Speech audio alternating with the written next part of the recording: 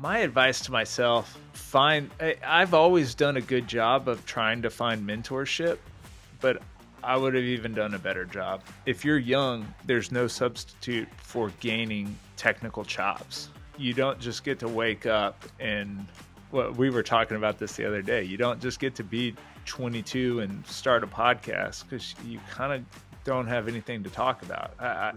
The idea of gaining technical expertise, it's not fun. It's not going to be fun, but there's something to be said for it. Good morning, good afternoon, and good evening. My name is Drew Pearson. You are listening to the Pearson Perspective. This is a deep dive into the stories and mindsets of successful business operators and investors. Let's go have some fun.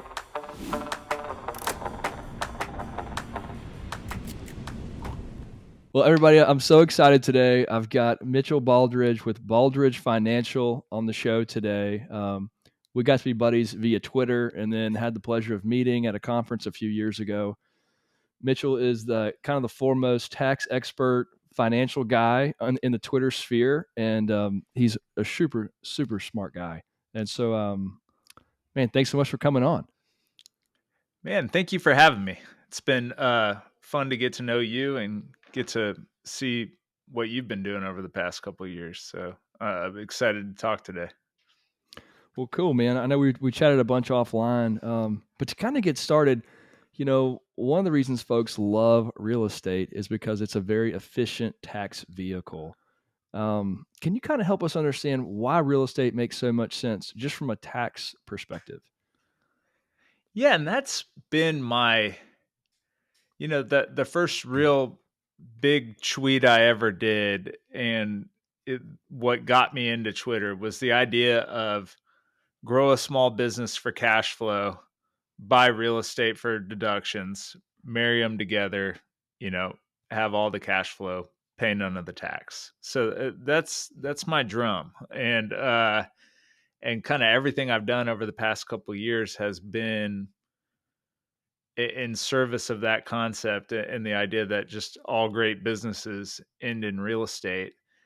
Real estate has a couple of characteristics that make it pretty awesome from a tax standpoint. One is that you can freely and easily, or somewhat easily, I should say, put debt on it, and that can hurt you, of course, and that's risk, of course. But so the idea of in buying a piece of real estate, I'm going to go buy $1 million property. Well, I'm going to go take $250,000 of equity, and then I'm going to go take a $750,000 loan out, and then I'm going to be able to depreciate a huge chunk of that in year one to almost create a tax deferred investment vehicle where when I put my equity into real estate, I get a deduction year one.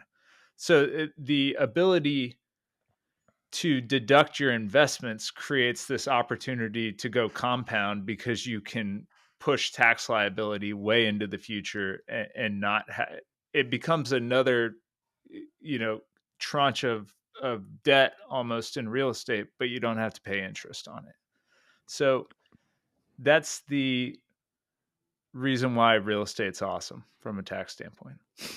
It's a beautiful thing. It really is. And then at the end of the line, I mean, you can, they say buy, refi, die, and yeah, you can go take more debt out and distribute debt proceeds. You have to use them, you have to be careful how you use them. But yeah, then you can go die and hand all this stuff to your kids, and it passes through your estate and theoretically steps up in basis, and then your kids get to go sell it and blow all the money real quick. Yeah. We're going to get to some estate stuff later on. But it's a really astute observation you had initially, this business, cash flow, real estate. I spent 10 years as a commercial investment broker, and 99% of my clients were business owners, construction owners. They own businesses, and they just almost had to park cash out of necessity. It's a very astute observation you've had. And I mean, you would take big guy, or you would go take Peter Maluk with creative planning, and he would tell you public businesses grow faster than real estate. And that's been the case historically. But real estate is its own asset class, it's real property. You really own it. If you got a big business, presumably you're paying rent to somebody, or you need some commercial space and some office space anyhow. And, people got to live somewhere. So the tax benefits of real estate are why real estate exists as an asset class today. Interesting. And I think even if your real returns are higher in public markets, which I'd argue they probably aren't, but you still just don't have the volatility, like sleep at night factor. Uptime or downtime, people need, to your point, somewhere to live. The rent check shows up. It's pretty nice. You don't mark to market every day. You really only get in trouble when you're loan balloons, or when Right. you got to make a loan payment, and the rent check doesn't show up. So Right. So yeah, that was kind of a fancy word. Can we go over what mark to market means for dumb guys like me? yeah, I'll really dumb it down then. But no, no, mark to market, meaning like the stock market or the bond market are completely liquid, or take even crypto, that trades like a casino 24/7, 365, where it's just an automatic market that never opens or closes. The stock market's open a couple of 100 days a year. So every day you have the opportunity to go sell your stocks because you've changed your mind on how you feel about them that day. Whereas real estate, this, you got to pay quite a bit of money to market and sell your property. And if you have certain debt, you may not be able to transfer it. You may have you just may not be Right. able to sell real estate. So, Right. given that, you have to be comfortable on a longer horizon than just buying some Apple stock and changing your mind the next morning. Hmm. And I think that's one of the benefits of real estate, is that illiquidity premium. I mean, it's so hard to get out of it. Oftentimes, if you just wait long enough, you're going to be just fine on the other side. That's how we can't take the last 80 years and think that the next 80 years is going to go the same way the last 80 years went. We've had a pretty good run, like 1940 to 2020. It's worked out, or Yeah. 1980 to 2020, or 2000 to 2020. But we can't also just sit there. It hasn't historically worked out for people who just assume the world's going to fall apart. They have Right.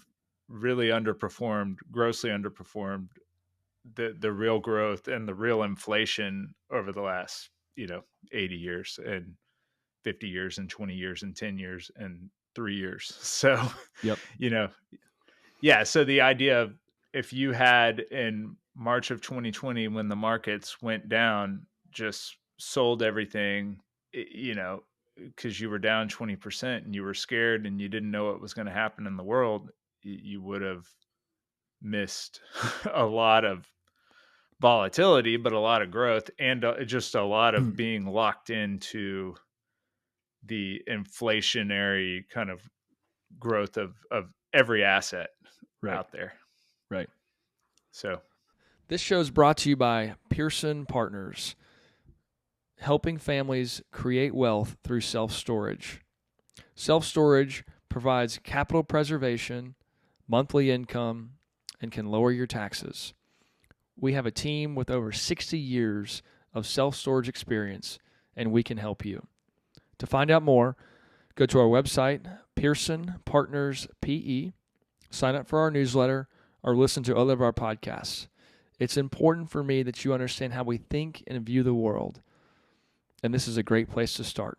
Thanks so much for listening. Let's get back to the show. Well, so you've had this really great background in taxes, and recently you've gone into the cost seg space. Talk to us about what cost seg is, and maybe when it makes sense, when it doesn't make sense, and why you're so excited about it.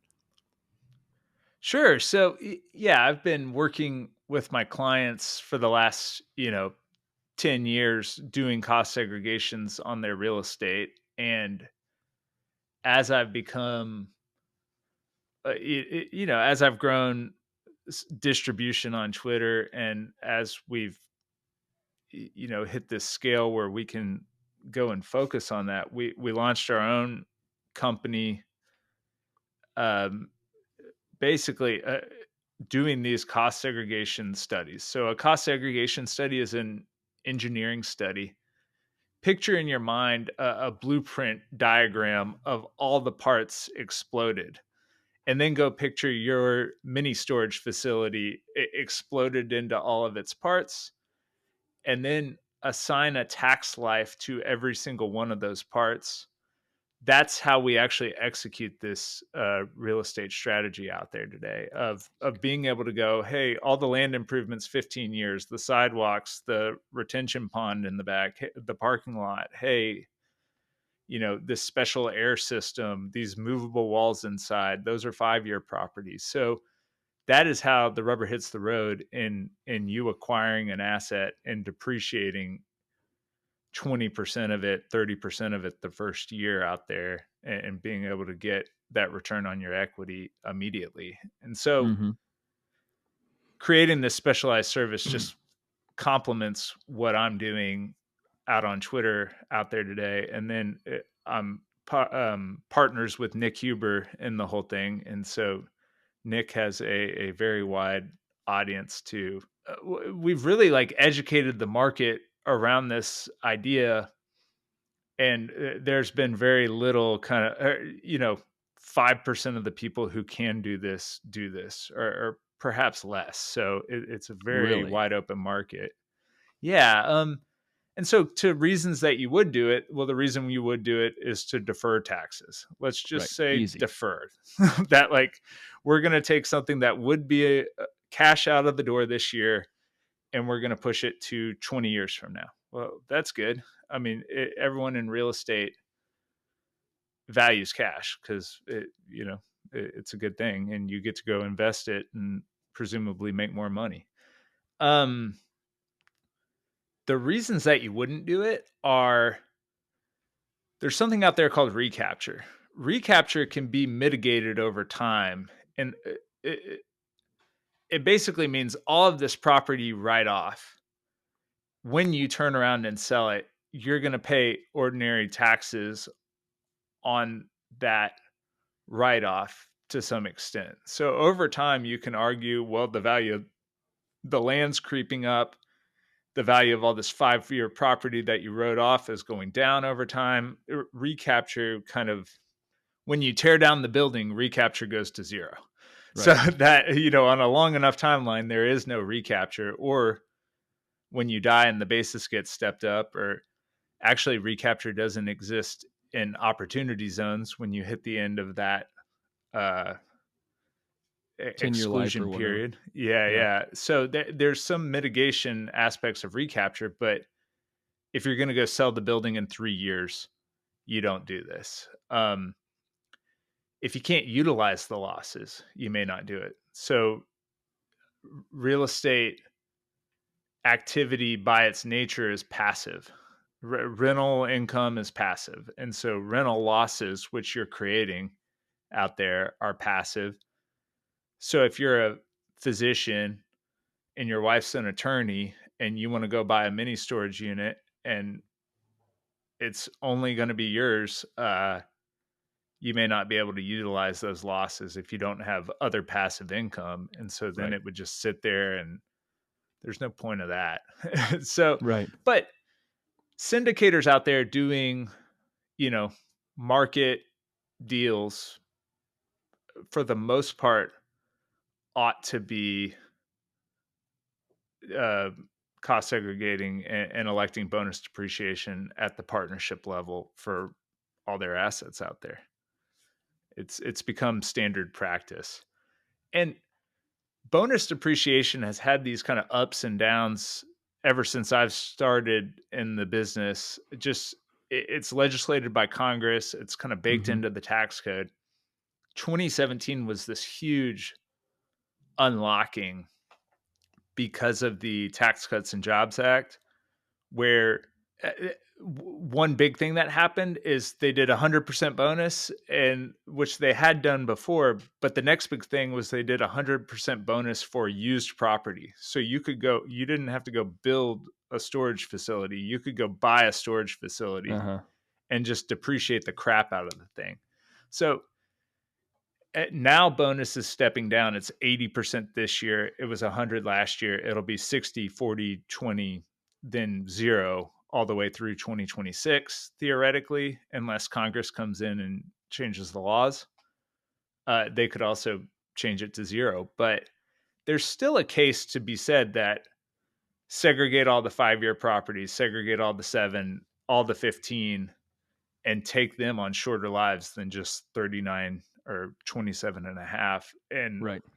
front load your deductions even over 5 years. But I mean, it's a great product in the sense that we give you a proposal and we say, hey, you're going to pay us $5,000 and we're going to save you 75,000, and that's a 15-to-1 payback ratio, or we're going to save you 150,000 and that's a 30-to-1 payback ratio. It's easy. That's an easy It's sale. easy. Yeah. it's We've done that a on good product. yeah. We've done that on a number of properties. The ones we haven't are to your point of how long are we going to hold these, and you just don't want to be caught in that 2 to 3 year window. So, I don't always get it right, Just but that's kind of what we're thinking. You can also 1031 them and avoid recapture, but 1031 has its ups and downs, and Right. you know, And then there's a partnership involved there. It's it could get really yeah, messy really quick.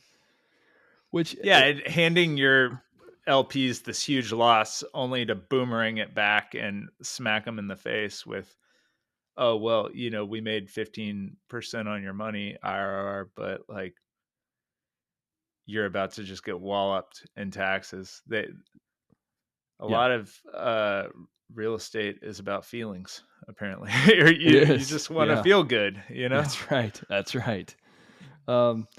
You see, you sit in a really interesting seat in your planning business.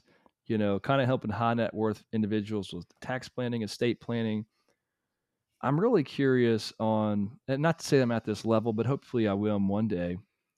These high net worth folks, what mistakes have you seen people make by not setting up earlier, or what can we do to put ourselves in a good position when we're 65 and 70 on the front end?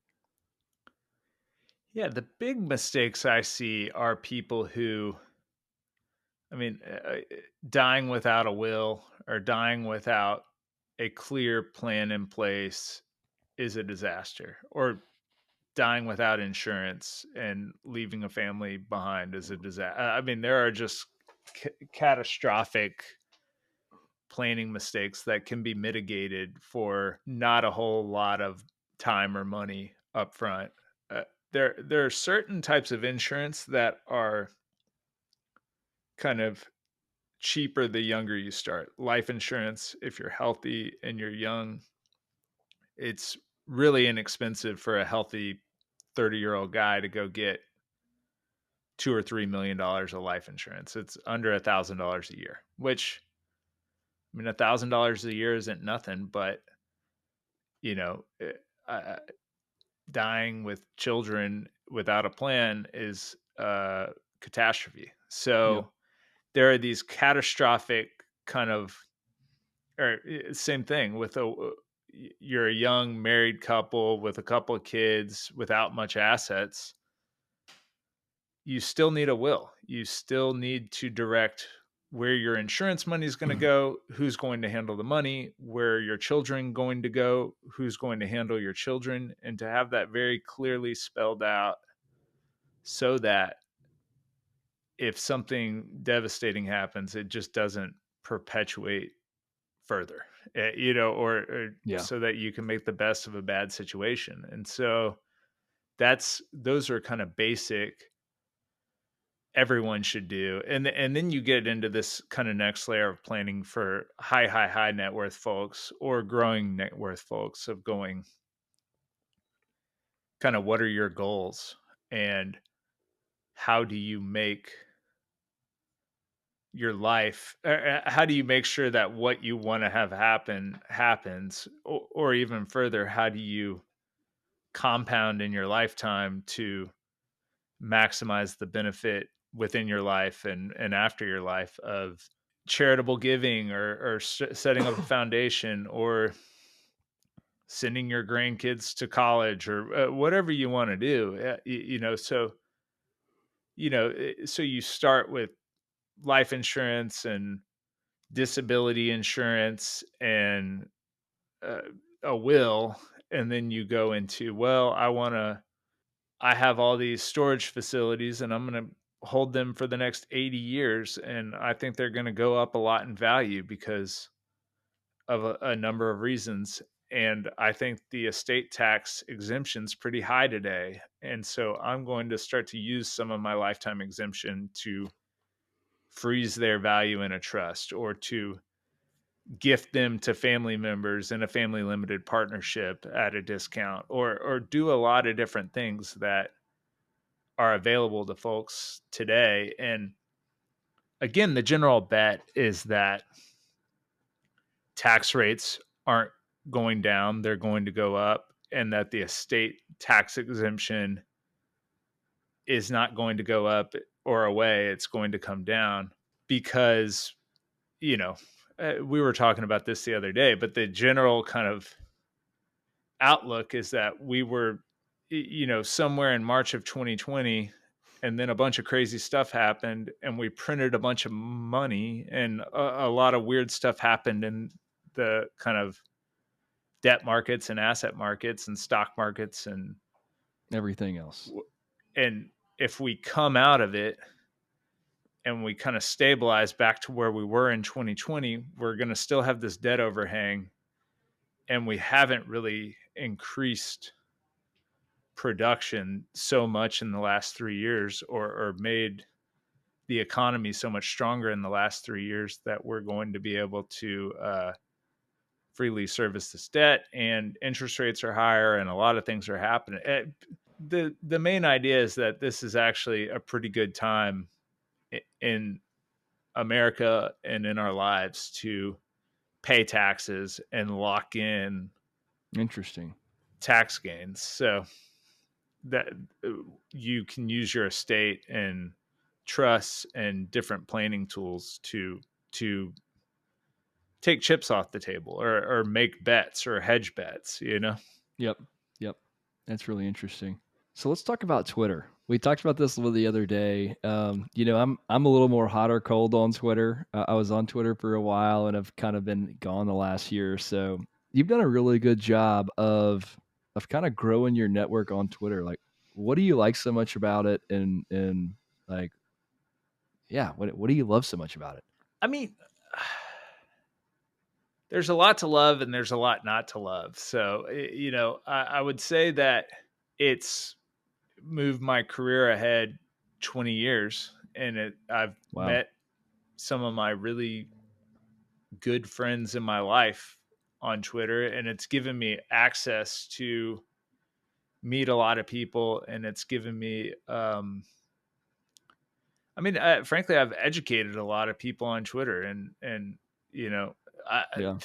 like, there's something to this, like, market penetration of this idea of bonus depreciation. Like, we could make a meaningful change in how syndicators structure their businesses, all the way down to, covenants in their operating agreement, and how people really think about how they build deals and raise money, and Hmm.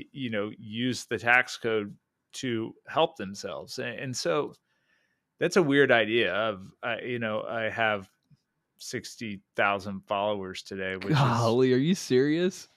yeah, I mean, and it's just one of those things where uh, Nick Huber does the work, and then we just keep uh, plugging Pumping them along out. past them, and we'll all go to LinkedIn, and we'll all, or whatever Yeah. that is. And so there's something, Yeah. yeah, there's something nihilistic about the whole thing, or there's something really gross and weird and crazy about the whole thing. But then there's another part of just like, man, if I could like give the idea out that you know something, you have something specialized that you understand better than anyone else that can benefit the world. And if you can go start talking about it and sharing ideas and really giving the best of yourself out there, you can help a lot of people and you can get something in return that you never even would have imagined in a Wow. pretty short amount of time. That's a powerful message. And that network of Twitter is what facilitates that. So yeah, you can. I spend too much time consuming on Twitter. I mean, I don't tweet 10 times a day. I tweet 10 times a week, maybe Hmm. on a busy week. So I really shouldn't spend any time on that stupid app. But so that's the downside for me. But the upside is just that I get to give away my best ideas for free. More comes back than I could have imagined. And then the best ideas I've ever had are all written out there in a sort of it's my portfolio in a way where people stumble upon it, they go all the Right. way through it, and then they reach out to me, and some very smart, very impressive people have reached out to me that I've had great conversations with. I've done business deals, I've gained clients, I've gained a lot of friends. And yeah, just my nature, like I like people and meeting people and connecting with people. And at this point, over a couple of years, I've connected with hundreds of people that I've met on Twitter. And yeah, some of them I talk to every week, and some I see once a year at Capital Camp or whatever that is. Right. I'm sold. I got to get back on, you know? Well, yeah, I mean, yeah, I think you can express your investment thesis and syndicate some money, or I think you can like look at someone and I don't know that well, but like Brent Bashore has talked about the role that you know his faith plays in his life, Hmm. beyond even just what he's done in permanent equity, which is really impressive. But he's gone out and used Twitter as a platform to share the message that he found God in his life, and what that did for him. And I have to believe that that's impacted people, and in some ways it's impacted me, and that's like demonstrably made the world better. So, Yeah, no or, doubt. Yeah, no doubt. if you believe that things like that make the world better, and I do. Yeah. So, yeah, I mean, how do you go wrong where you get to go? If you believe you have something worth sharing, you should go try to find 100,000 people that want to hear it, like Brent Bashore has. Yeah. I mean, that's a great case. He was the I think the second person on Twitter I ever followed, and I reached out to him because he's like a Christian business owner, and I was like, this is weird. I know business owners and I know Christians, and rarely do they talk about it together. And he emailed me. He sent me two books just randomly. The Case for God by Tim Keller and The Reason for God. And we've been buddies for 6 years now, largely around our faith, not around business. So that was a good example. Thank you. Yeah, I mean, I just think people, and I don't do a great job of this in the sense that I tweet stuff, and 100 people unfollow me, and I take that personally. There's just stick to what you're good at, tax boy. But also it just is like, yeah, if this is not to, I mean, you can simply just share technical knowledge, but I have a set of beliefs and a set of circumstances that has like shaped why I believe the way I believe. And to the extent that, you know, we're in the middle of, or the last one was about like masking kids in schools, and you don't talk about like politics on Twitter doesn't get you anywhere, and it doesn't really convert people into who you believe. But Right. Moses Kagan tweeted something about just schools and the past 3 years and what's happened to kids, and I'm just like, bravo, Moses, this is your best take. And then I add to the conversation, hopefully, and then hundreds of people unfollow me, and thousands unfollow Moses. But that's okay too, Yeah. or No. it's about kind of refining who you interact with and finding people who really agree with you. I mean, I know a couple of people who I know one guy who basically left his practice and has a email list with probably 5,000 people on it, and has a community with a couple of thousand people on. Actually, I think his community has a couple of hundred in it. And between serving ads on his email list and community subscriptions, he's making a living to the point where he left his job to just go create Yeah. and The internet, just man, it's wild. the internet. Yeah. Yeah. I got started really in all this as a side thing, but like, I took the rite of passage with David Perel years Yep. ago, and I was like, well, this is kind of silly. I'll just, throw a dart at the board. And it's awesome. I mean, the whole idea that the internet is this global place where we can connect and be friends. This podcast travels around the world. It's just mind blowing. Kind of the upside in trust and relationships that you can have. Yeah. I mean, I'm not the smartest CPA in America.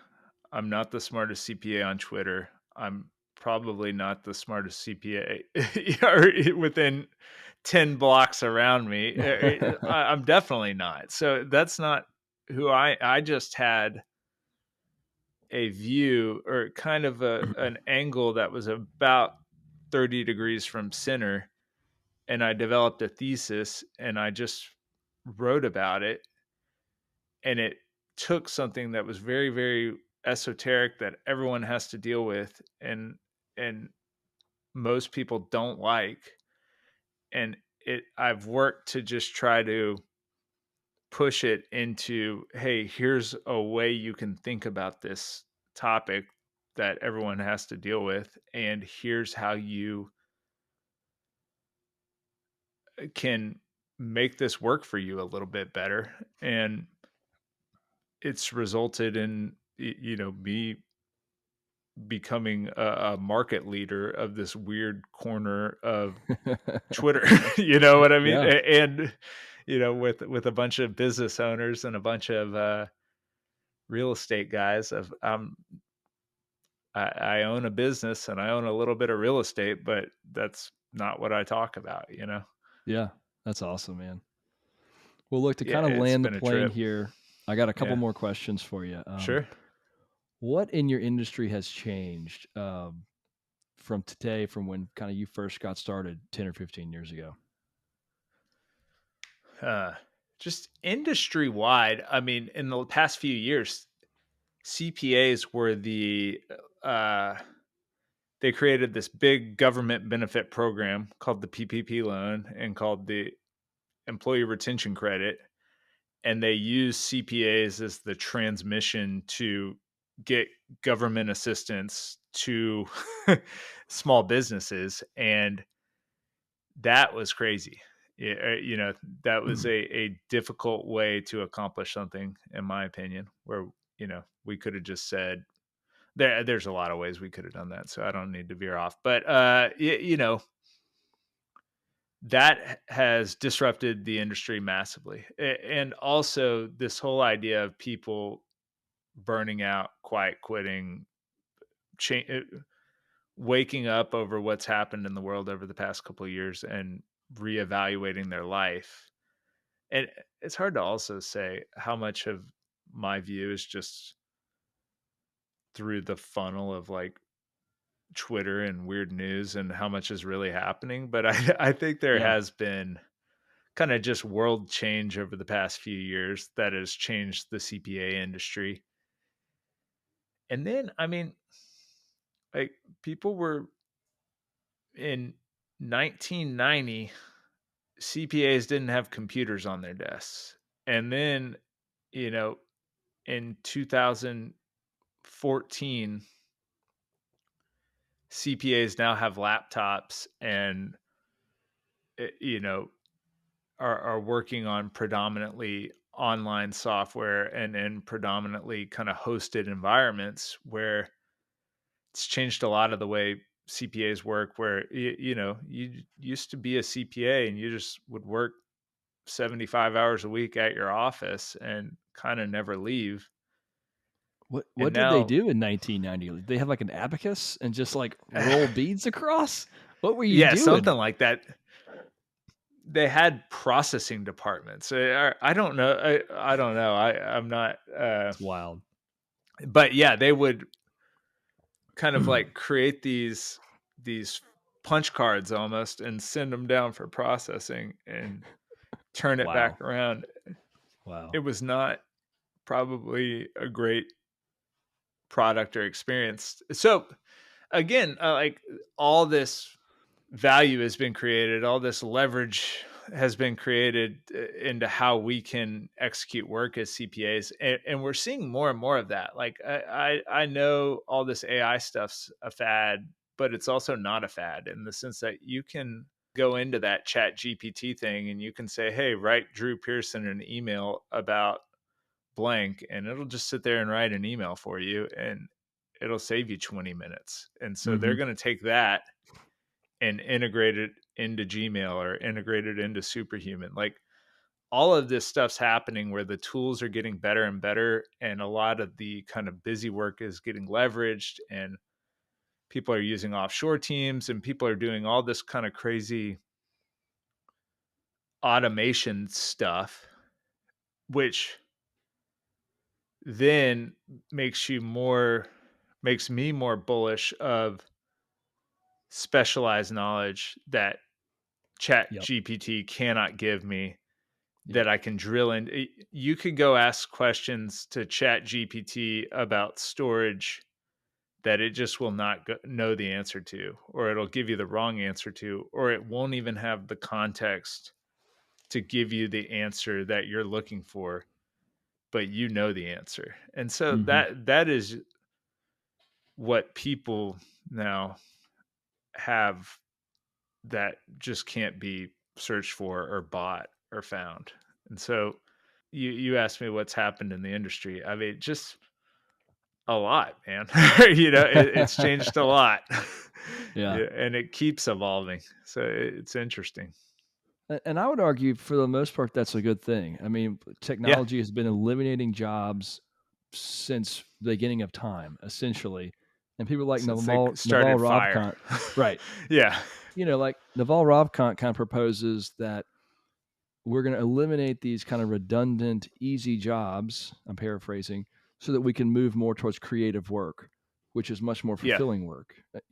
What we're doing right here is like creative work as opposed to our abacuses, and so that excites me. And I want to make sure our kids understand that too.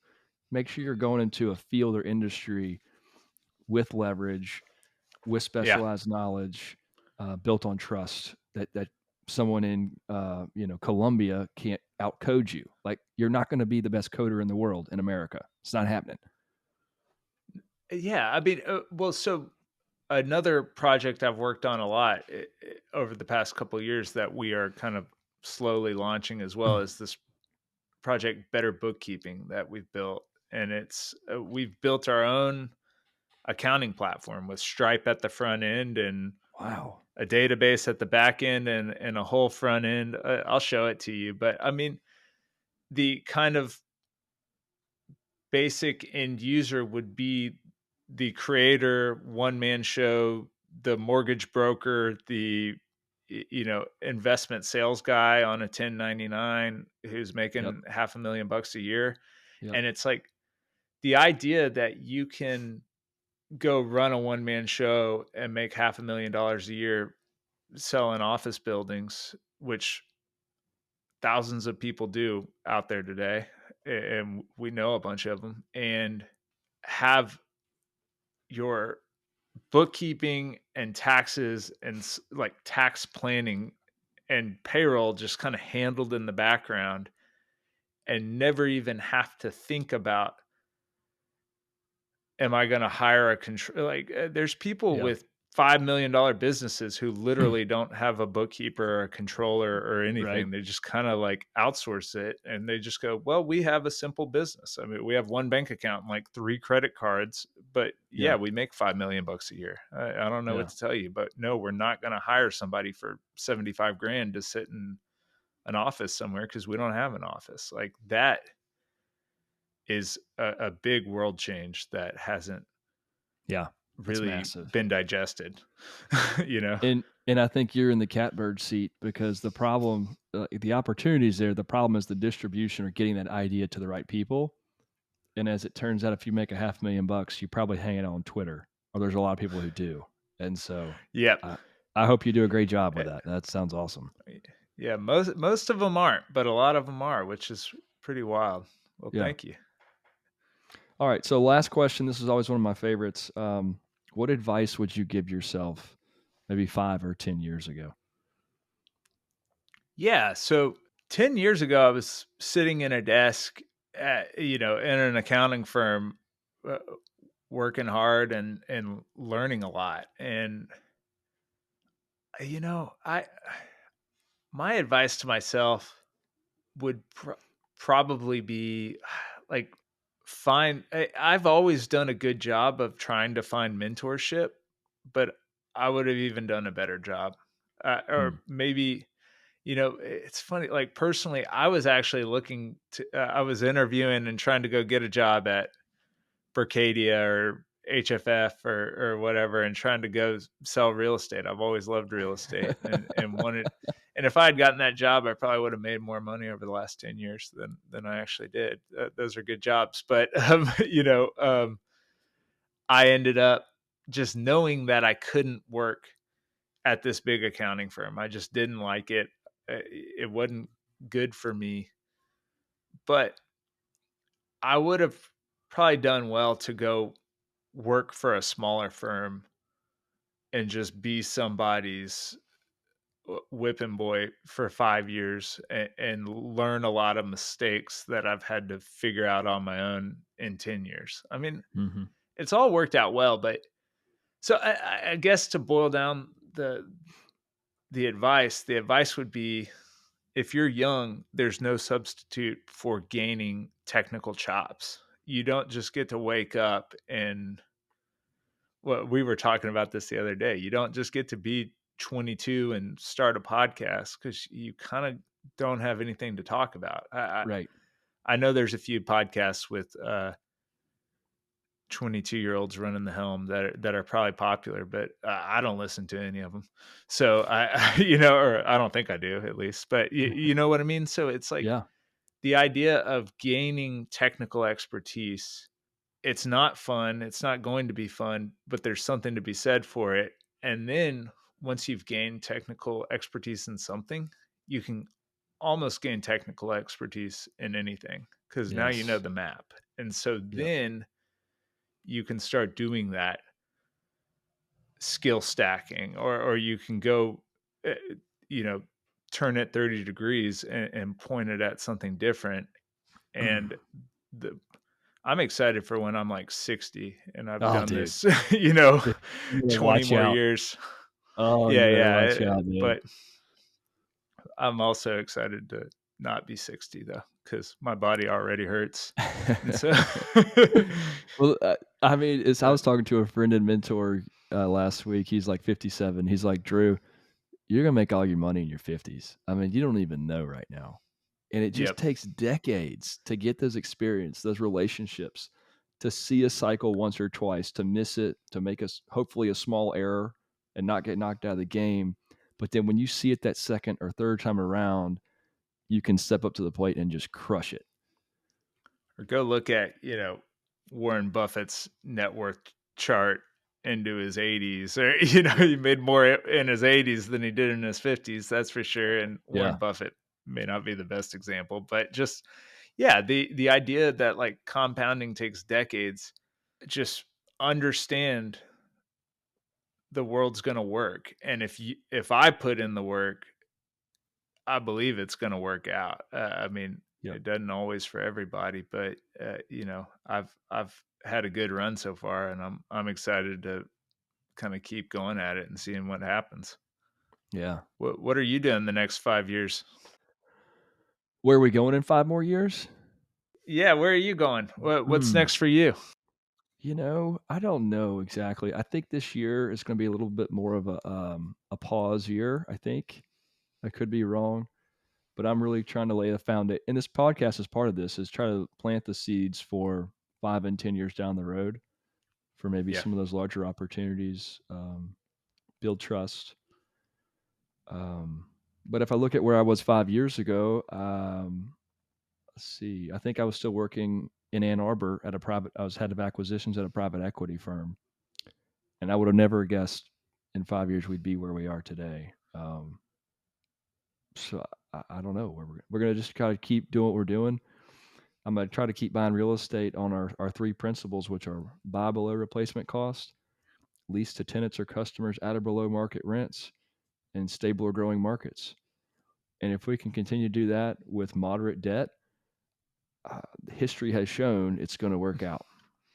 it tends to. Yeah, and yeah, I mean, but we talked about this the other day. But my friend David Sinra and Founders Podcast is so bullish podcasting.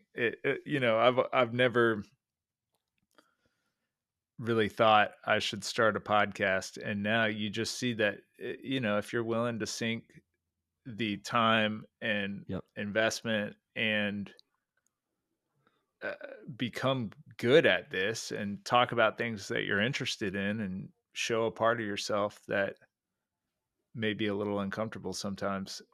I've seen a bunch of people do really, really well at this, and just again, you don't have to have a million listeners an episode to get where you want to go by creating a world that shows you what you believe or shows your viewpoint out Yep. there or highlights great people. Yep. Well, to go back to what you said earlier on the map, you've seen the map. Twitter was a map for you. Podcasting is that same map. It's content Hmm. that repels some and attracts others. And as long as you're like, well, I don't want to make $1 million podcasting, which odds are you won't. If you're looking for the relational and trust building, it's hard to beat the medium, you know? Well, man, yeah, it's awesome to watch you do this, and yeah, you got to get back on Twitter. Come on. Okay, I'll try to. But man, like I want to encourage you to do the podcast. I've really enjoyed this. I've interviewed 25 or 30 people now.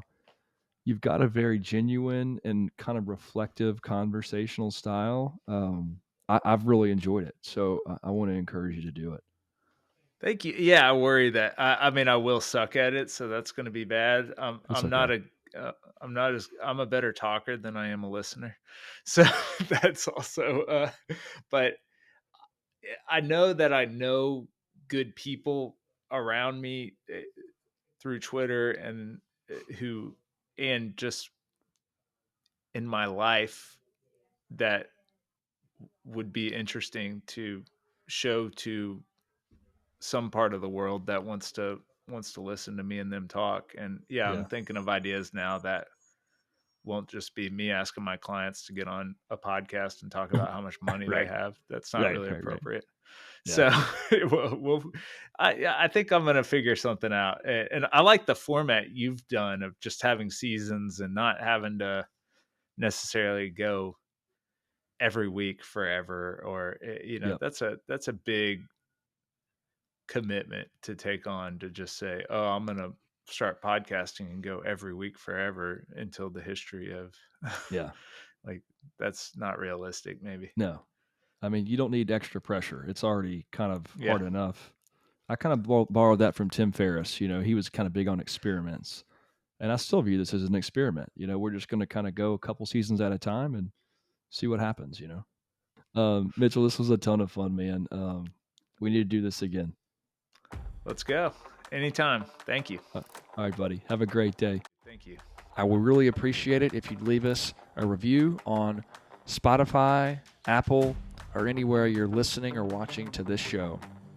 Thanks so much for joining us on this audio adventure. Let's go have some fun.